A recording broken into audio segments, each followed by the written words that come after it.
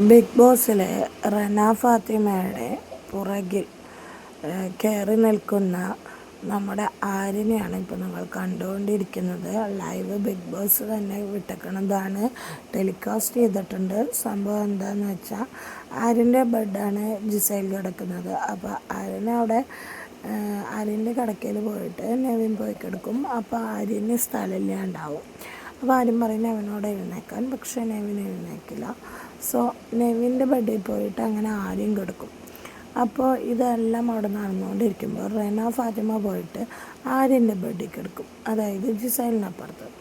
അപ്പോൾ ആര്യൻ അവിടെ നിന്ന് ഓടി വന്ന് ജിസൈലിൻ്റെ പുറത്ത് കിടക്കുന്ന ഭാഗമാണ് നമ്മൾ കണ്ടുകൊണ്ടിരിക്കുന്നത്.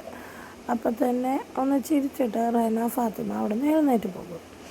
അത് കഴിഞ്ഞതിന് ശേഷം റെന ബിന്നിയുടെ അടുത്ത് വന്നിട്ട് ബിന്നിയോട് പറയാണ്, അവൻ ഇങ്ങനെ ചെയ്തു, ഇത് പുറത്തേക്ക് എങ്ങനെയാണ് പോകണേ എന്നൊന്നും അറിയില്ല എന്നൊക്കെ പറഞ്ഞു. ആ സമയത്ത് ചിരിക്കുന്ന റെനയാണ് നമ്മളിപ്പോൾ കാണുന്നത് കേട്ടോ. അപ്പോൾ ബിന്നി പറയുന്നുണ്ട്, നിനക്കപ്പോൾ ദേഷ്യം വന്നെങ്കിൽ നിനക്കപ്പോൾ അവിടെ വെച്ച് റിയാക്ട് ചെയ്യണമായിരുന്നു, അല്ലെങ്കിൽ അത് നീ നെവർ മൈൻഡ് ആക്കി എടുക്കണമായിരുന്നു. ഇതിപ്പോൾ നീ ആ സമയത്ത് എന്തോന്നും പറയാണ്ടിരുന്ന് ചോദിക്കുന്നുണ്ട്. അപ്പോൾ അവിടേക്ക് അനു വരുന്നുണ്ട്. അപ്പോൾ അനുവിനോടും പറയും. സംഭവം അത് കഴിഞ്ഞപ്പോഴാണ് റെനയ്ക്ക് കത്തിയതെന്ന് തോന്നുന്നു. അങ്ങനെ റെന കരയുന്ന ഭാഗമാണ് കാണുന്നത്. ബിന്നി കരയണ്ട, പോട്ടെ എന്നൊക്കെ പറയുന്നുണ്ട്. സംഭവം ആര്യം ചെയ്തത് പക്കാ തെറ്റ് തന്നെ. കാരണം ഒരു പെൺകുട്ടിയുടെ മുകളിൽ കയറി കിടക്കുമ്പോൾ അവർ സമ്മതിക്കാതെ പോയി കിടക്കാൻ പാടില്ല.